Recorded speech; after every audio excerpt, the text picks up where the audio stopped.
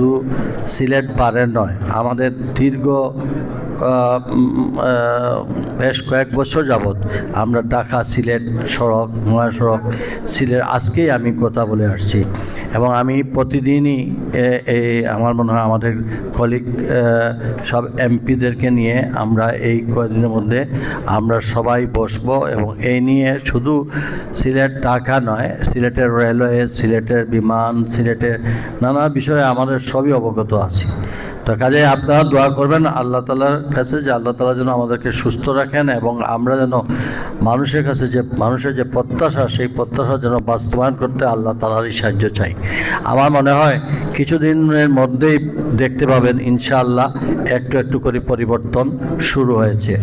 এবং আমাদের Manchester flight বাতিল হবে না। ম্যানচেস্টার ফ্লাইট শুধুমাত্র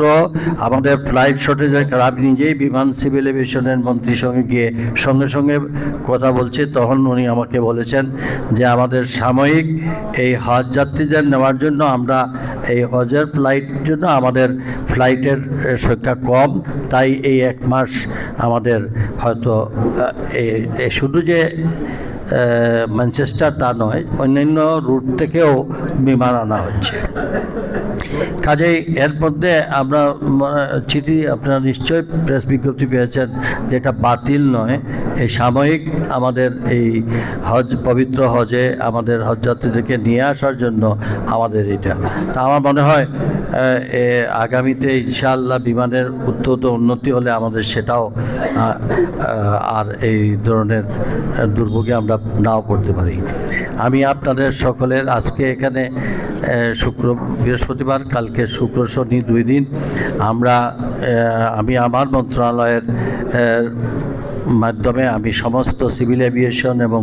অন্যান্য কর্মকর্তাদেরকে রবিবারের মধ্যে এখানে আসার জন্য, যাতে করে আমাদের প্রবাসীরা এখানে বিমানবন্দরে আসলে তাদের যেভাবে তাদেরকে লজিস্টিক সাপোর্ট দেওয়ার কথা সেইভাবে তারা পায় না, বিভিন্ন তারা হয়রানির শিকার হওয়ার, লাগেজ থেকে শুরু করে এইগুলা নিয়ে আমরা বসছি এবং রবিবারেই আমরা খুব তাড়াতাড়ি আমরা একটা সিদ্ধান্ত নেব, যাতে করে আলাদাভাবে সিলেটে সকল প্রবাসীদের, শুধু সিলেট নয়, এটা চিটাগাং হবে, অন্যান্য জায়গায় হবে।